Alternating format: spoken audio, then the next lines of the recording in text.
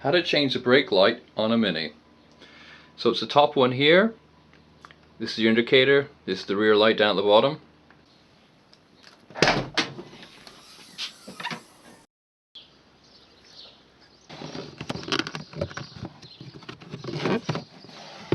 So inside, you can see the back of the bulbs, this panel here.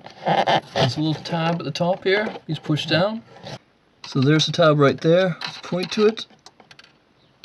So stick your hand in, push the tab downwards, and that releases it. Just in case of getting it out.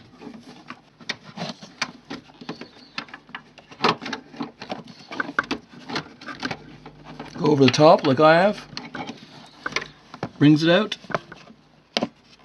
So remove the top bulb, just push in, turn counterclockwise. That's it. Get your new bulb, stick it in, push in, twist, and it's in. Put the panel back in. From the top, just like you're taking it out. Very gently, not to damage the bulbs.